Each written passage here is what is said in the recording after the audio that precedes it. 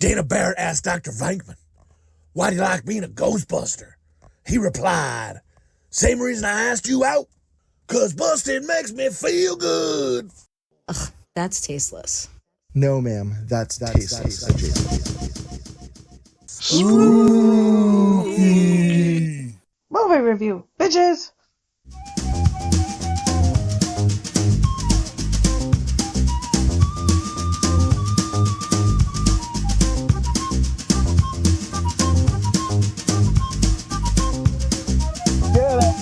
Get out of bed.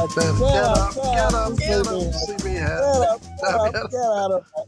Welcome, everyone. Tasteless Adjacent, a movie review of the fucking classic Porky's. And in this episode, we're going to have, it's going to be very delicious. I'm Jay Chowder. We have Bone. Hey. And we have Slopdog. Slopdog? Slopdog? Hello? Did we lose Slopdog? Hello. We have Slopdog. All right, she may be here in a second. And we have a very special guest who is now regretting coming on. Award-winning actor.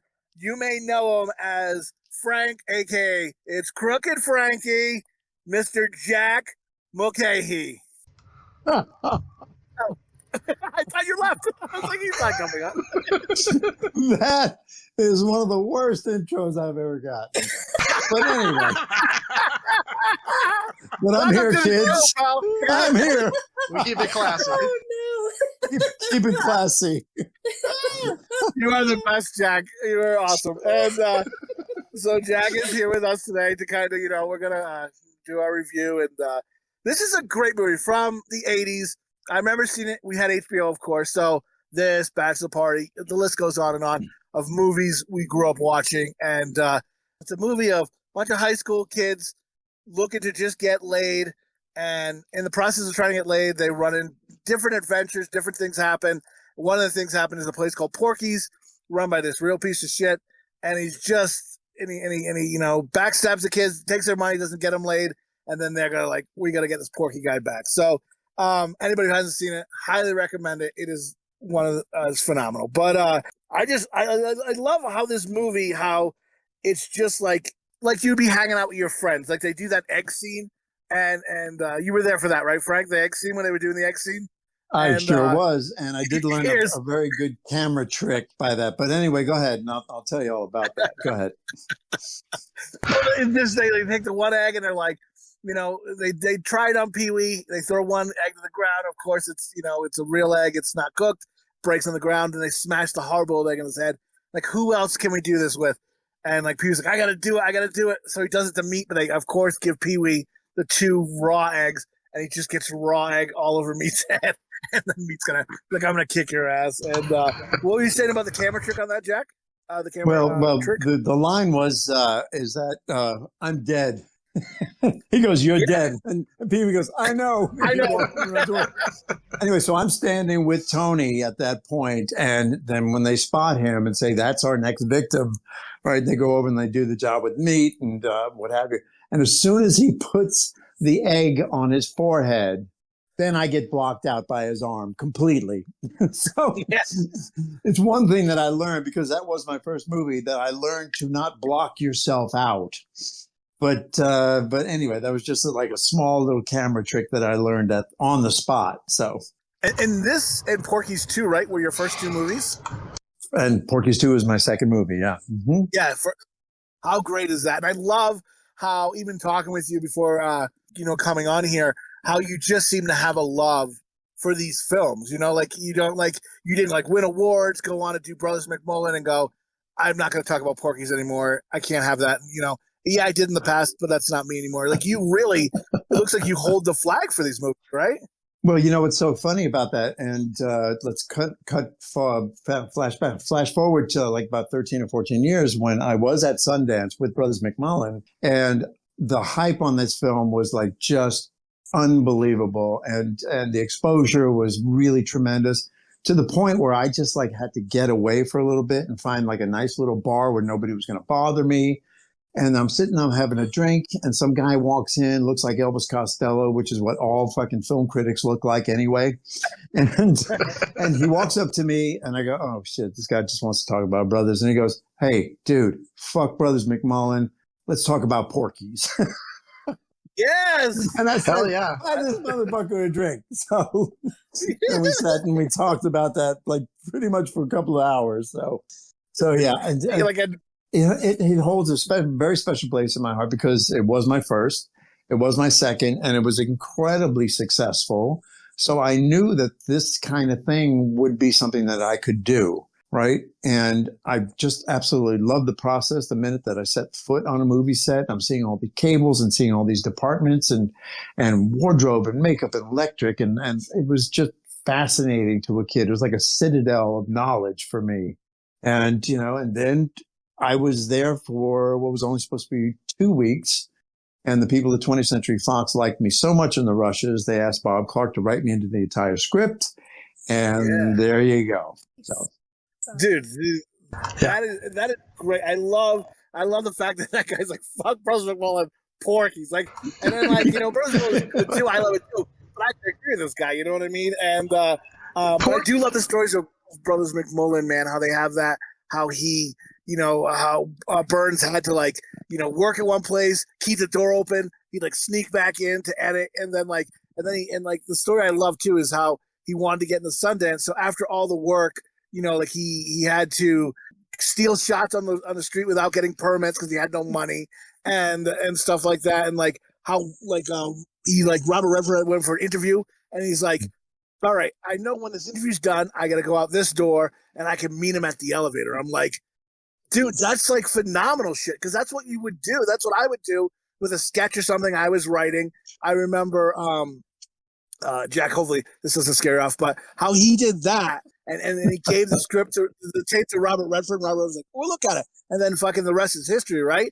I remember. What had happened is that the visual of it is nice because Redford was doing the junket for Quiz Show at the time, right? And it says, "I've got to take this chance," and he gives him like a fucking beta or whatever it was, and he hands it to him. He says, I heard you talking about independent features. I got something I've been working on for 8 months now, blah, blah, blah. And he hands it to him. The elevator doors are closing and Redford goes, what's the name? And he goes, Brothers McMullen. And then Redford goes, I like it already. Boom. And that was that. Yes. See, and that is because he says like when the doors shut, he was like, that's it. There's no more. Like, he's like, I gave it to him. That was my shot, thinking of nothing else. And yeah, I think that's such a good story. I love that for the movie. And I don't know. I remember, unfortunately, being younger and trying to be. I worked at a grocery store, and Chris Elliott would come in, yes, I love Chris. No, he's a great guy. He's a great guy, and he was always nice when I seen him in there. And then one time he came in, and I was like, next time he comes in, I'm gonna try and hand him some of my sketches and stuff I'm working on, right? And I'm like, I tried to do a Brothers McMullen on him.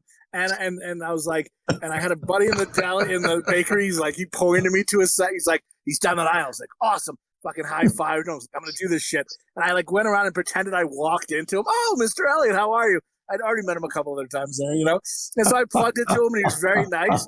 The bastard never came to the grocery store again. So I'm like, I feel so horrible. I'm like, oh my God, I better not shop at the grocery store anymore. Lost a customer. Scared another one away. Because I was trying to get my career off the ground. And, oh my God. Anyway, Chris, if you listen, he'll never listen. He's wonderful. He's a nice guy. Hey, Chris, how are you, man? He's like, oh, it's that guy. He just unfollows. Oh, Jesus. But this is a movie that would today, there's no way Porky's is getting made, right? I've talked to people about that before, and it's just like there's no way in the world that film would ever get made. As a matter of fact, Tony Gagnon wrote something called Daddy's Girls, and the script and the premise was all the daughters of all the guys in Porky's turn out to be real fucking sluts and real bitches. I was like, and I'm reading page after page, and I'm like, going, Tony, how the fuck do you think we're going to get this made? There's no way. And he's like, little buddy, we could definitely make this now. I'm like, going, no, we can't. I would have loved to have seen that. Oh, my God. Unfortunately, was it in production and unfortunately he passed away? So is that why it stopped? It was it was never in production. He never got the money for it, but he did pass away. Yeah. I know. I know. God bless Tony. Yeah, Tony's gone. Balbricker is gone. Tommy Turner is gone. Eric Christmas, our principal, is gone. Porky himself is fucking gone. Bob Clark is gone. Yeah. So I can. And a couple of others. Principal and Porky's were almost gone during the movies. Like, I mean, that guy, Principal, Mr. Church, old as fuck. Porky's, he's gonna have a heart attack any moment. I mean, and I can say that I'm a fat bastard.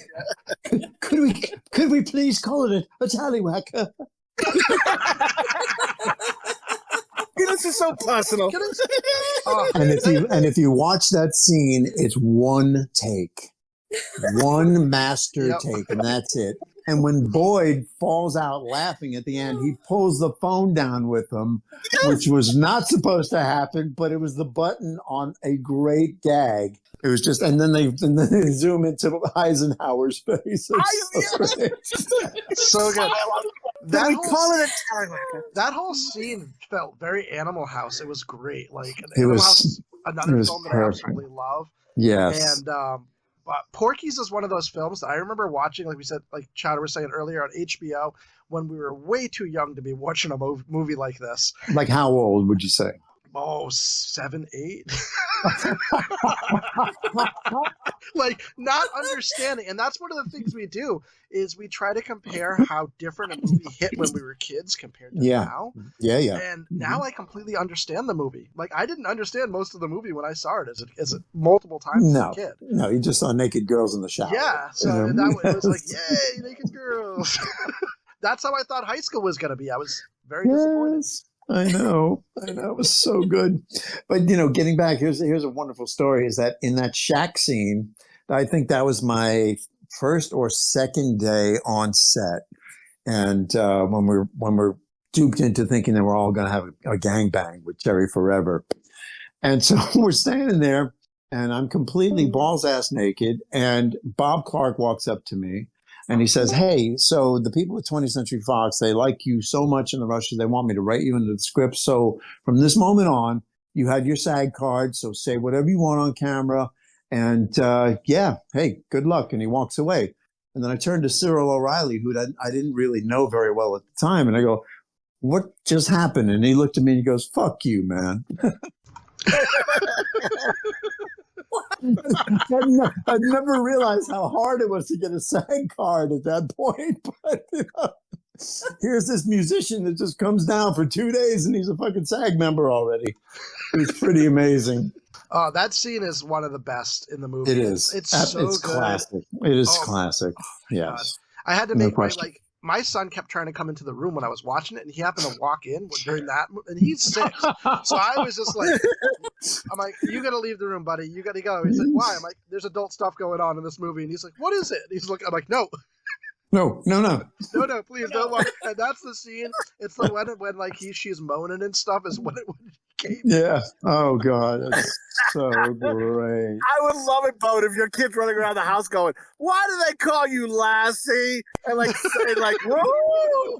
Your wife would cut your fucking throat. She's like, "What the fuck are you doing?" And or he goes to school and doesn't. I hope he goes to school and doesn't. I hope he does. I mean, Susan Clark was fantastic. She was such a great gal. Married to Alex Karras, I guess you would have to be. And Alex was terrific as well. And, and Kim Cattrall, of course, turned out to become, Miss Thing on Sex and the City. Yeah. And oddly enough, I had a scene with her because I played Charlotte's brother on Sex and the City. And it was very funny because I was like, oh shit, 18 years later, I get to work with Kim again. And we go on set and I said, Kim, and she walks over, she goes, oh, Jack, she says, very nice to meet you. We'll run lines later. Okay. And okay. Maybe she just didn't remember. It had been quite a while. She knocks on my dressing room door and it's Kim. And, she says, Jack, can I come in? She comes in. She goes, so my wardrobe people tell me that you did Porky's with me? I said, yes, Kim, I was Frank Bell, the kid with the crooked dick. And she looks at me, she goes, oh my God, how are you? It's like, how's Ken? How's Bob? How's everybody? It's like, it was pretty wild. Yeah. Jack, I would love if when you had a business card and like on it was like Frank, guy with the crooked dick. Like that's like listen to your credits. So they do like, oh my God, fucking Frankie. Yeah. Screw around corners, yes. Yeah. Was she related to Bob Clark or no? Just No. She was they had worked together because she's Canadian, and it was actually a Canadian film production company. Number 3 top Canadian films ever, right? Yeah, exactly. And Kim is from Vancouver, and Bob is from the Toronto area. And the way that I got the gig is that my next door neighbor, Gary Gotch, was the associate producer. And I had met Bob when I was about 16 or 17 years old, just from him coming around. And he always seemed to be like a nice guy. And I was just like a rock and roll kid. I had bands in New York and what have you.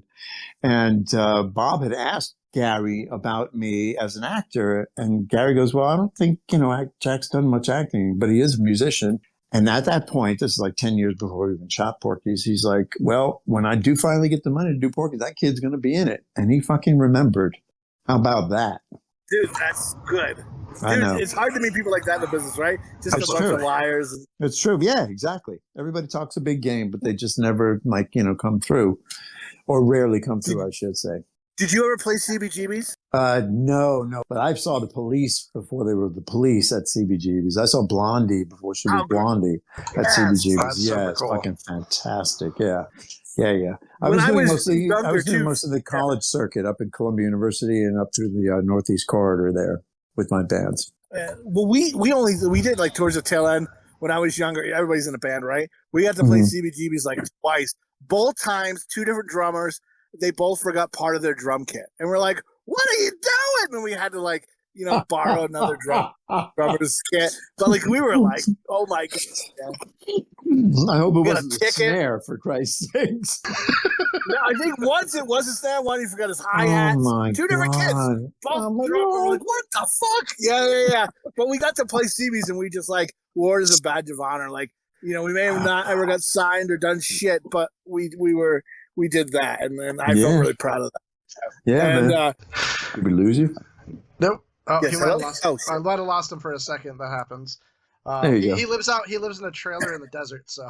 Oh, yeah, bad reception out there. Yeah.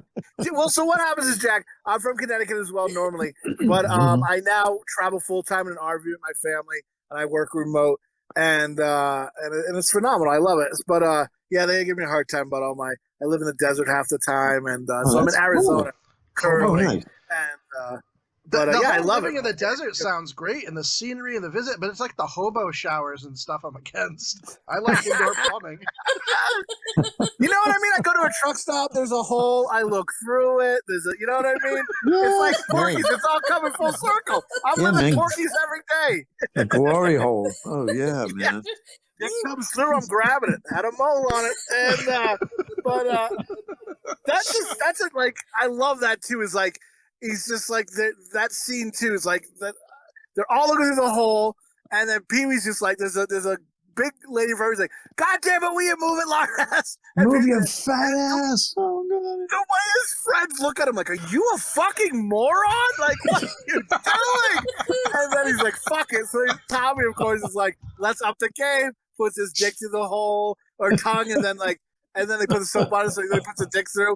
And then when Ballburger comes through, I love how it's I don't you have to let us know, Frank, but how his friends are his friends for sure because they're like, let him get his dick through like Ballburger. Later. No, she's coming for it, buddy. She's coming for it. That's exactly what you would do. Yeah. Jesus, thanks. If Bone had his big dick in a hole, I would let the fucking Ballburger grab it. No, Bone, they're coming, kid. Let him get that dick, and then fucking be like, you asshole. He got it. She's coming. She's coming. She's there. She's got it. He pulls against the wall. The way he pulls against the wall makes me laugh. Would you? How was the set? We were talking about that. Offset, were you guys really close? Because it seems like on and off camera, like you guys, the chemistry on camera was so good. That Absolutely. like Yeah. There were some factions going on, but altogether, I mean, we were one. Roger Wilson and I. Wilson, who played Mickey, the blonde. Yes. Roger and I were both musicians, and we just like gravitated towards each other like immediately. And we were always hanging out, playing our guitars and what have you. And we had, subsequently we got to the studio and we did some recording together. Tony and I, we had an affinity for each other because we were both New Yorkers, and I loved the Warriors, right? I was a big fan of his before that. And Tony was like, he's such a tough guy on the outside, but on the inside, I wrote something up on one of my posts about Tony, and I'll never forget this. We were going to one of the Publix, the big supermarkets down in Florida. And there's all these kids, these street urchins outside, wanting to hustle and grab your groceries and take them to the car with you. And you give them a couple of bucks. And Tony, on the outside, he was always like such a gruff, misogynistic, racist piece of shit. Right? But in real life, he was really, really sweet. And so this young black kid asked it, and he's like, yeah. And we had like 10 bags of groceries because Tony could eat. I have to tell you. So he piles it all into our car, and this poor kid is like schlepping all these bags, and he's putting them in it. And Tony gives the kid, I think, a $50 bill. And the kid just like looks at him like, and he goes, hey, keep it, kid. Now get out of here. He like walks away. So we get in the car. I'm in the passenger seat. Tony won't even look at me because I'm fucking smiling. And I looked at him, and he keys the car. And I just go, you're not such a tough motherfucker after all. And he looks at me and goes, and if you tell anybody, I'll fucking kill you. That's the best. And I could not have loved him anymore at that point. See, that's the thing I love, man. People like can act or do whatever, but you got to know the real person, right? And like know that that's maybe how they act or they are in the movies or whatever. Like we swear like sailors on here, but we got families and kids and shit. You know what I mean? We gotta, of course. These human beings. But I just want this movie, like movies like this now. Like American Pie kind of touched it, but it was like a pussy version of Porky's, man. Like it's a good movie, but it ain't Porky's, dude. Like I'm like, I want to, like, I was talking to the bonus Slopdog, and I was like, I would love if they just made a movie called Let's Fuck, right? Or something like that. Or just another high school movie. And that's just what they want to do, right? Let's just do it. And, and like, that's never going to get made. I'm like, I guess the only way you could do it is like cartoon. And no one steal this idea. One day I'm going to do it. But I want to make a cartoon called High School Nights. Theme song of Porky's the theme song, and it's just about a bunch of kids who are just trying to in high school. It's like ripping off Porky's for sure, but just trying to get laid. But then we write sketches and stuff on the side too. So all our sketches could be put into it. And we're just like, there's a scene where you go to like the 10th Street and there's a morbidly obese woman. And you pay her 25 cents to dig in her vagina, and you pull like prizes, like, oh, they get like a frozen turkey out of her, and she's like, like, how's it frozen? She's like, why is the sky blue, right? And this crazy stuff like that just happens every episode of High School Nights, right? You know what I mean? And they're like, and it's just a cartoon, and then it ends, but you can do it because they're cartoon characters, right? Exactly. And, yeah. Anyway, award-winning actor Jack here with us. Talking about pulling frozen turkeys out of a dress. And but Porky with the cast and stuff, it did really feel like the chemistry was so on. And the dialogue too was written so well. It made me feel like you guys were really like. Sometimes you see like movies and the dialogue's choppy, or you have like an actor that's not doing well or not delivering their lines. Like everybody was on point. They were on point. They really were. Another one of my really, really close friends who I'm very close with to this day is Scott Columbia, who played Brian Schwartz. He played the Jewish guy. He happens to be Irish and Filipino. So it's like, go figure. We're all like 28, 29 years old, playing fucking teenagers right in high school. I love that too. I love how Bob Clark has a Schwartz in this movie and a Schwartz in it's the only Jewish name he knew, and then a Schwartz in like Christmas Story. Yes, he's like, yes, exactly. I'm sorry, what were you saying, Jack? and so Scott and I are just like super tight. Cyril and I are still in touch. And Cyril's gone. Roger and I are still tight. Mark Harrier, he and I have just some contact. They've asked me to do some Comic Cons with them, especially after Tony passed away. So I may be doing some of those things with them. So, I'm still in touch with them. Yeah, Gary Gotts, the associate producer, he passed away like about 10 or 15 years ago. So that my connection to my direct connection to the film is gone. However, the film lives on in infamy, and it's like one of those things. I've had like 2 or 3 of those in my career. I've had Porky's, who knew? Brothers McMullen, who knew? And my Snickers song jingle. Did you ever see that? I don't think I've ever seen that. I remember you talking about that in that episode I watched. Type in Snickers song on YouTube or whatever the fuck, and you will have yourself a laugh. You've probably seen it a million times. But that got like the first week got 14 million hits. It's a jingle. It's fucking bizarre. It was directed by 2 directors who were like from the Monty Python School of Directing. I mean, they were just out of their minds. Anyway, so I know that these things happen. And if you stay in it, I don't believe in luck. I believe that luck is the residue of design, right? That if you are in the mix, some shit is going to happen for you. And you got to stay positive. You got to stay open. You got to stay, curious, most of all. And you got to stay young. I mean, you don't let the old man in. Just don't fucking let the old man in. That's all there's to it. Seriously. Fuck that guy. I punch him in the face every morning when I try to get out of bed. Welcome to my TED Talk. Oh, Jack, the scene, we got to talk about it. Okay. Cherry Forever, man. This scene is like when I told the Bone Slopdog, I'm like, I go, fucking, we got to do Porky's. I go, fucking Frank's coming on it. It's Crooked Frankie. And they're like, get the fuck out of here. And I was like, he's going to come on. So like, I love it, dude. Like, she makes them all line up because, anybody doesn't know this scene is they're trying to get their fucking buddies. So they're like, oh, we got this, lady. She's going to fuck us all. We all going to come. And the trick is they're going to get all these guys naked and then have her big black husband, in quotes, come in and pretend he kills Tommy, kills him, kills Billy, and then chases all the guys out of the fucking thing. So when in the scene they have everybody line up, everybody's naked. I gotta ask you about this scene, Frank. How long was the shooting of this scene? And did you guys get to wear socks, or were you guys just balls hanging the whole time? We were balls ass naked. We were totally balls ass naked. And, I always thank God that I'm in really good shape. But anyway, so the ruse was like, why do we have to get naked? And she goes, well, she wants to check you all, see if you got any VD. It's like, oh yeah, that makes sense. Yes. Sure. It's like just horny kids. Yeah. But then you just hang out waiting for your turn, like naked together. Yeah, exactly. So nobody puts their underwear back on. Going down the line. And it was pretty much a closed set. And I remember our wardrobe lady, Erla Lank, if she's still alive, God bless you, Erla. But she was the only one that was allowed on set, right?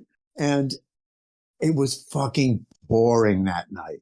Absolutely pouring. So every time we jumped out of a window or ran out the door, we got fucking soaked. And here's Erla coming back with an umbrella for another take. It's like, we don't need a fucking umbrella. We're soaked to the falls. Right? Give me a towel. We'll dry. No wet clothes. It's like, yeah. Sam, I said, can you give me something to dry myself off? Well, she gave me a washcloth. You know what I'm saying? It's like... Oh, that hurt feeling, yeah.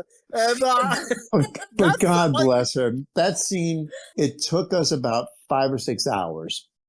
And we had a fucking blast. And the guy and the actor playing the husband, his name was John Redwood, and he actually played for the San Diego Chargers.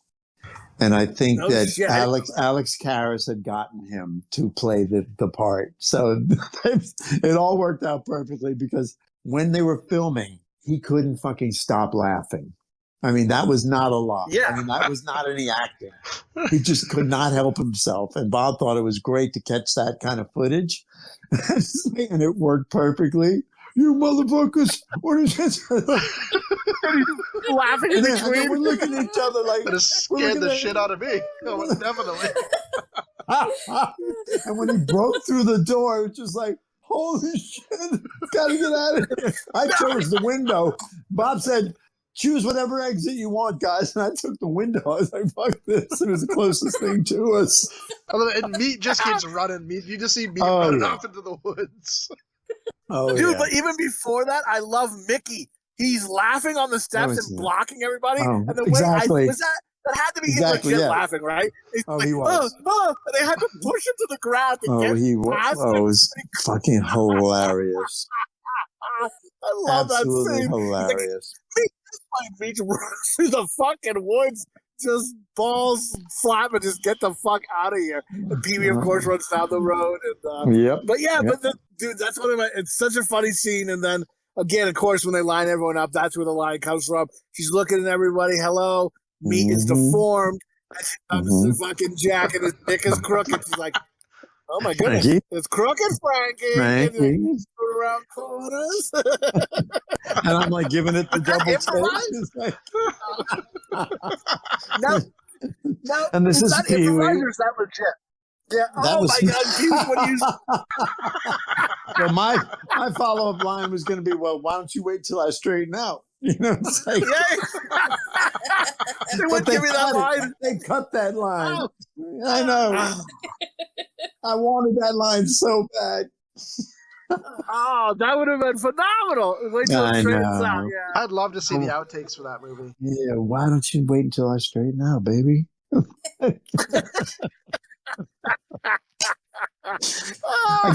I guess they figured that I wasn't too suave or that suave at that point in my life, you know? Did they ever do a Blu-ray or a special edition with a bunch of outtakes or anything? They had run afoul of the union, and I know this because I've been chasing residual money for them for like 12 years now. So what had happened is that after the initial release, they got sold to another holding company, and then they'd make as much money as they could, and then they'd sell it somewhere else so that the guild wouldn't be able to catch up with them.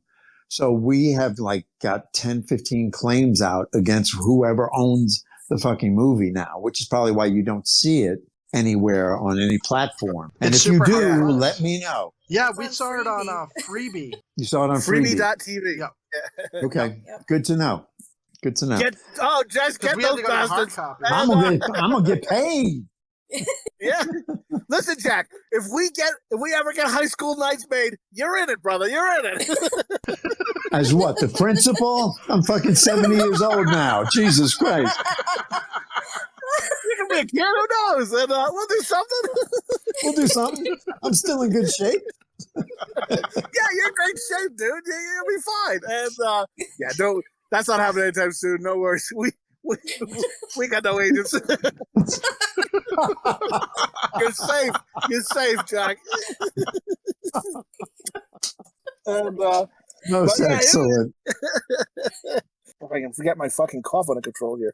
And I love that the guy who did this movie also did the classic of A Christmas Story. Like isn't that like amazing? Like just have So good. it, Yeah. so disgusting Porkies and then holiday classic. And I'm just like, that's the fucking like I didn't know that. I mean, I knew of the films, and then for some reason when I'm reviewing and getting ready for this, I was like, holy fuck, that's the same Bob Clark. And I'm like, what a fucking He directed moron. I Black didn't even know. Christmas as well, right? Black Christmas and Children Shouldn't Play with Dead Things, Oh my which God, is that's also such a another range. fucking classic. Oh, yeah. I mean, seriously. And then also he directed Kim and Jack Lemmon in a great film called Tribute. If you ever have a chance to see that, it's like a serious drama, and it's really, really well done. And Kim is wonderful in it. And yeah, I mean, Bob had a range, man.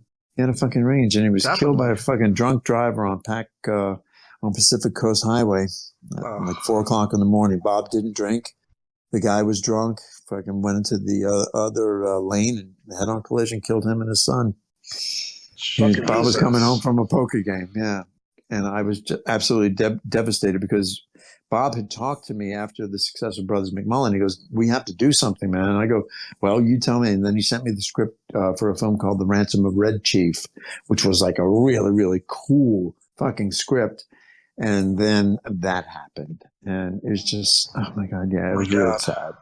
Yeah, not to bring you all down, but No, yeah, that's horrible. Well, thanks a lot, Jack. Yeah.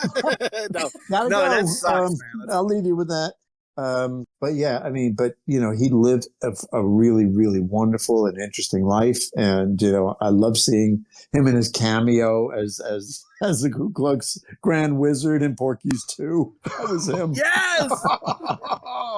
Yeah. They ain't happy. I don't think they're very happy right now. Shows up and the lights come on and everyone's in the fucking... They're all the Seminoles. Yeah, they're all the Seminoles right there. It's like 90% of them are Cubans, It's just like... It's so we're being racist on the racism here. And couldn't we do end that every today. Episode. No, not at all. We end every episode, Jack, with "So saith the shepherd, so saith the flock." Like someone was like, "Is that sacrilegious?" And I go, "It's from Porky's 2. I love it. I think it's funny." And I go, "It's a perfect way to end the episode." You know what I mean? It was either that or from we were contemplating cuffs, hugs and kisses on all your pink parts. But I'm like, we got to do the Porky's, baby. And absolutely. That wins. Yeah. That wins out for us. But so what we'll do is we'll give our little review here. We'll let you, and then we'll see what you got going on, Jack, and then we'll let you go about your Friday night, man. So I'm going to say that I love this movie, clearly. Pants are off right now. No one can see. That's why we're not doing a camera, Jack. And I love this movie. It holds up as a kid even better, I think, as an adult. And I give this movie 5 dog dicks. Bone, what say you? So I actually forgot how much I absolutely loved Porky's until I rewatched it. It was one of those movies as a kid, like I said, it was kind of like is mom watching? Where mom's not in the room, right? We're gonna watch this movie because it was so good. But now like understanding it and like just seeing how smooth the dialogue is and how all the chemistry with everybody is, I'm gonna watch it over and over again. It's so good. I'm gonna give it 5 dog dicks. Make sure Jack gets his money though. I cut you off. 5 dog dicks. But also, I wanted to ask too, because it's considered the genre is sex comedy. Was this the first sex comedy? This was in the making, as I explained, that Bob really wanted to get this thing done for about 10 years, and he just couldn't get anybody to put up the money. He knew he only needed about $1.5 million. It came in at 1.7 million. And 20th Century Fox just took a flyer on it in 1980, and we had no fucking idea that it was going to become Porky's until I saw Rolling Stone magazine had the eye looking through the peephole on the cover of their fucking magazine. And then Johnny Carson started talking about it. And then, I mean, it was just absolutely phenomenon. And then about, I don't know, maybe a month before it released, I get a call from Tony Ganios, and I can hear laughter in the background. And he's like, "Hey, little buddy." I go, "Tony, what's going on?" He goes, I'm at a private screening for the film, man. It's like, we're doing a sneak preview here in Colorado, of all places.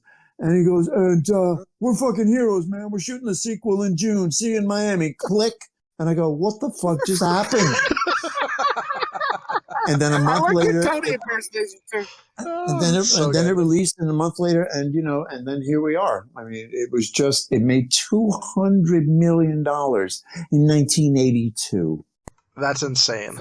Think about that. That's $1 billion. That's $1 billion. The residual checks I was getting were like insane. And, thank God Bob made me a SAG-AFTRA member right there on the spot. So I was able to collect on that. And I mean, it was just like, holy shit, this is like, hey, I can do this, but it's like, this is easy money, man. Fuck. But yeah, you're in a classic for life, man. It's like to me, anybody like you're part of Porky's, Jack, and I'm just like, to me, you're like the pinnacle, man. I'm honored to have you on here, dude. I'm honored to be on here, having so much fun here.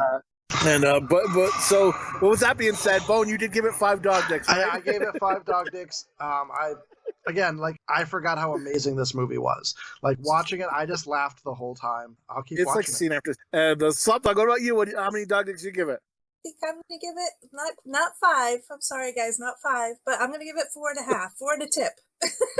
4 dog dicks on a tip. All right, yeah. I too had forgotten like how funny it is. Like I haven't so watched funny. this movie and I have no idea how long. And I watched it for the first time in a really long time, and I was hysterical. The part where they're talking about get a sketch artist to sketch out the. Oh God, yes.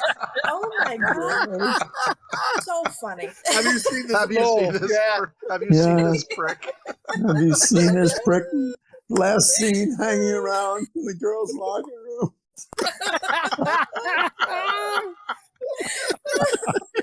Well, 4.5 dog dicks. Well, honey, wait until I straighten out.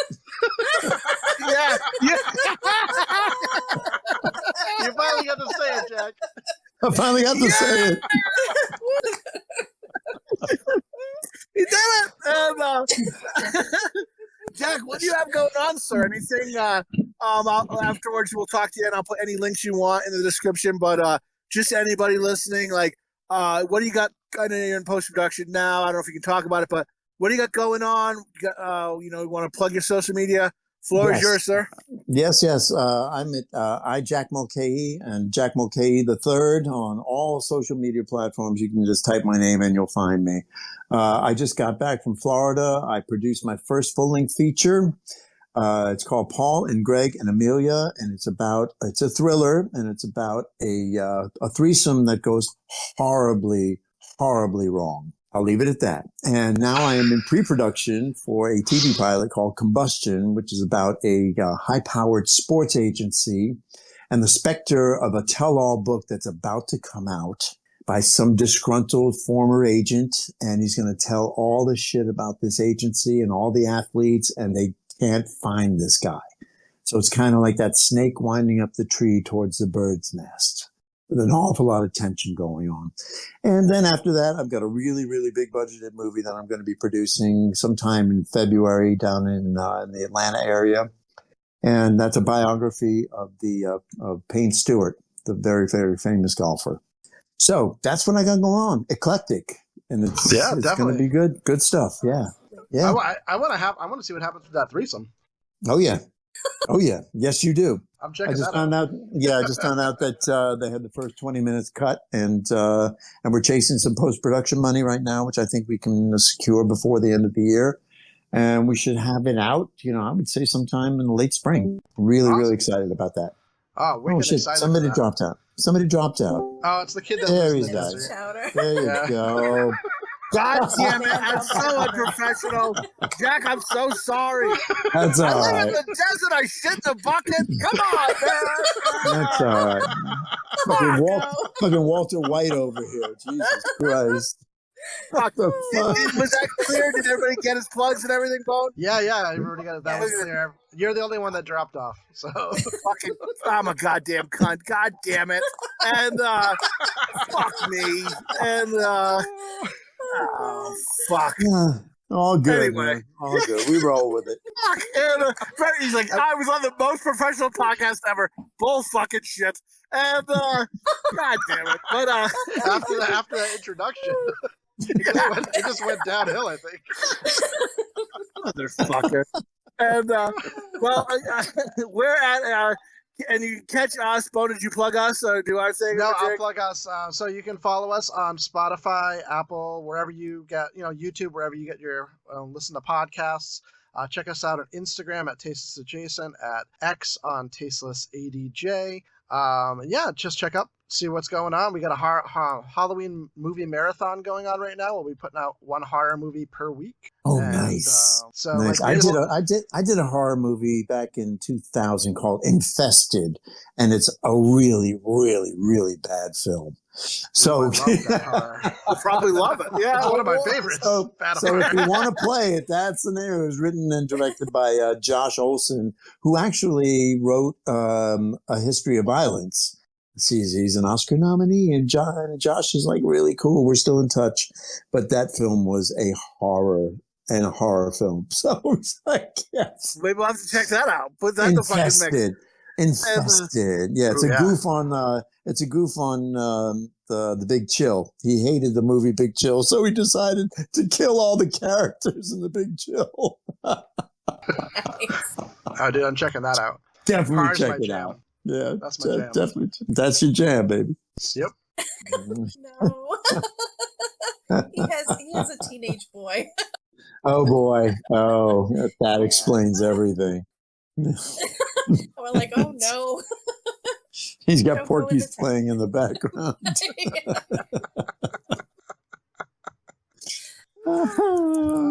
Yeah. He says, I caught you jerking off. You can go blind doing that. Dad, I'm over here.